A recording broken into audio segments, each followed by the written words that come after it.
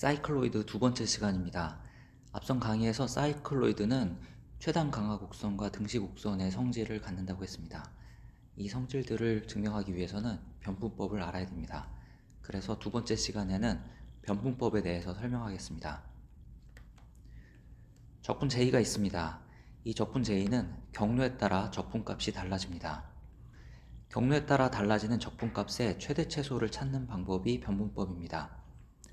이 변분법을 활용해 적분 J가 가장 작은 값을 가지도록 하는 주어진 점들을 지나는 곡선을 구하려고 합니다. 먼저 적분 J가 가장 작은 값을 가지는 경로를 yx라고 합시다. 일반적인 경로를 대입해 만든 식에서 yx를 구해야 하므로 일반적인 경로를 yαx로 나타냅니다. yαx는 다음처럼 씁니다. 이때 etax는 연속인 1차의 도함수를 갖고 etax1과 etax2는 모두 0이 되어야 합니다. 왜냐하면 yαx는 x1, y1과 x2, y2를 지나는 경로죠. 따라서 알파가 0이 아닌 경우에도 yαx는 적분 경로의 양 끝에서는 yx와 일치해야 하기 때문입니다. 한편 알파가 0일 때 yαx는 yx가 되는데 이것이 적분 J가 최소가 되는 경로를 나타내는 함수입니다. 이 yαx를 위 적분 J에 적용하면 적분식은 다음처럼 쓸 수 있고, 이 적분 J알파는 경로 yx에서 최소값을 갖고 최소값을 가질 때는 도함수가 0이므로 알파가 0일 때 적분 J를 알파로 미분한 도함수가 0이 되게 하는 yx를 구하면 이것이 적분 J가 최소가 되는 경로가 되는 것입니다.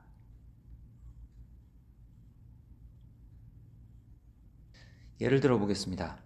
두 점 사이를 잇는 무수히 많은 곡선 중에 가장 짧은 거리를 나타내는 것은 직선입니다. 왜 직선이 되는지 변분법을 활용해 증명해 보겠습니다. 앞서 설명했듯이 변분법을 통하여 이 적분의 최대 최소를 찾을 수 있고, 그것을 활용해 이 적분이 최소가 되는 곡선 yx를 구할 수 있습니다. 결론부터 이야기하면 두 점 사이의 거리를 나타내는 적분이 최소값을 가질 때 그 경로는 직선이 되는 것을 확인할 수 있습니다. 증명을 해보겠습니다. 두 점 사이의 거리는 다음의 식으로 구할 수 있습니다. 이것을 가장 작게 만드는 yx를 구하면 되고, 이 yx가 직선임을 증명하면 되는 것입니다. 임의의 곡선 중에 직선을 찾아야 되므로 임의의 곡선을 라지 y로 씁니다.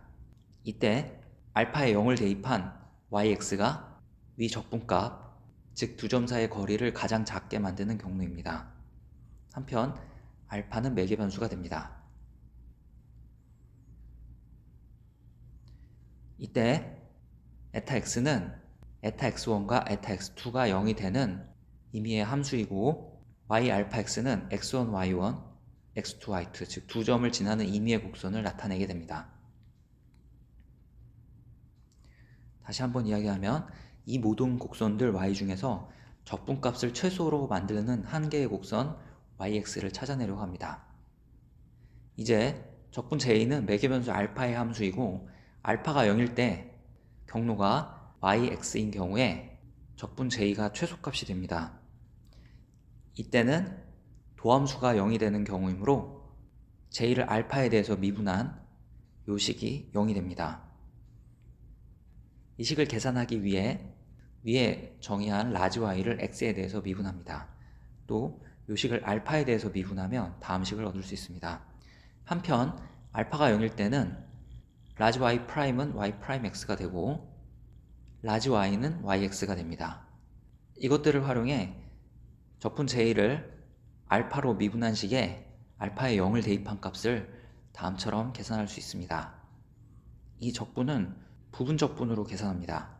적분하고자 하는 식을 uv'이라고 두고 uv를 쓰고 u'v를 써서 적분하면 되겠습니다.